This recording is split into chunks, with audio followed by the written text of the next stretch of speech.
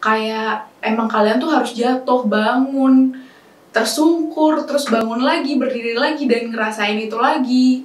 Dan di fase jatuh cinta ini ya memang kalian baru nemuin yang namanya, oh ternyata kehilangan kayak gitu ya. Oh ternyata dikecewain, ditinggalin rasanya kayak gini ya. Nah kalau misalnya jatuh cinta yang di fase ketiga ini tuh kayak, hai, kembali lagi sama gue Nafa Ahmad di Kicauan Nana.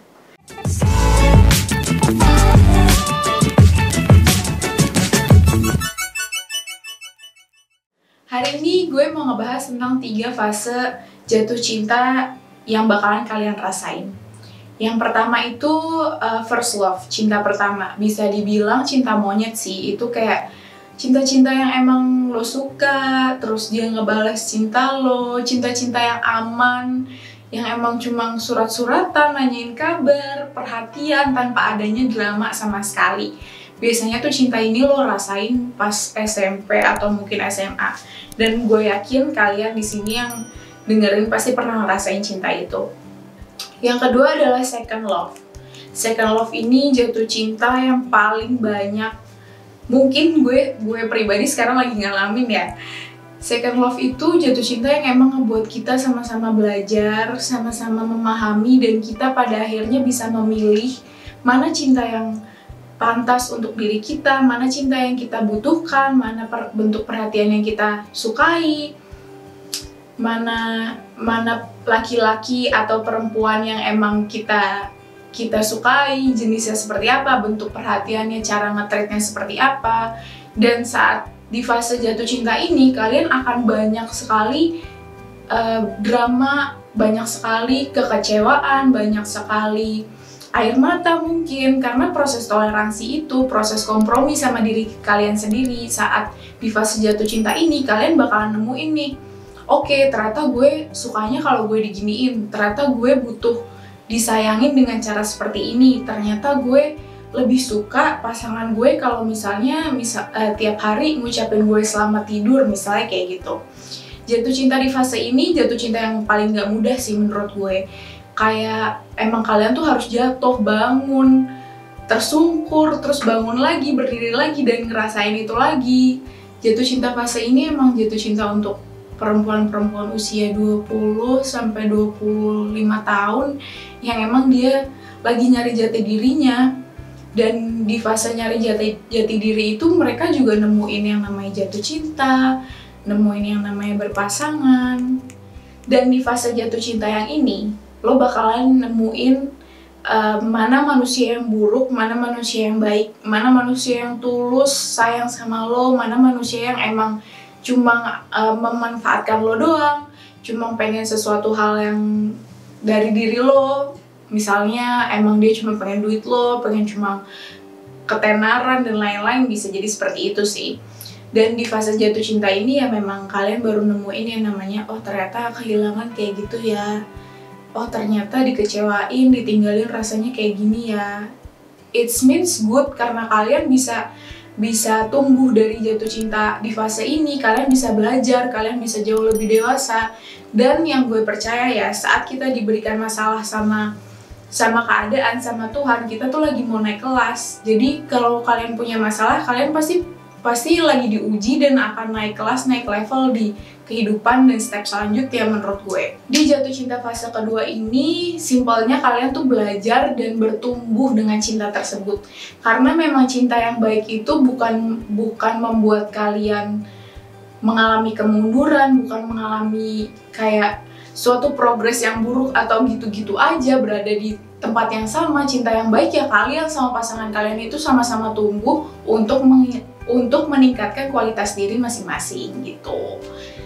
Nah, di fase yang terakhir ini, fase ketiga jatuh cinta ini tuh sebenarnya datangnya tiba-tiba tanpa sinyal, dan saat kalian emang sudah paham sama diri kalian sendiri, kalian tidak dalam proses mencari pasangan, dalam proses kayaknya gue butuh pacar nih, kayak di fase ini tuh kalian udah gak butuh itu. Kalian udah fokus sama diri kalian sendiri, fokus sama karir, sama keluarga yang memang ada di sekeliling kalian.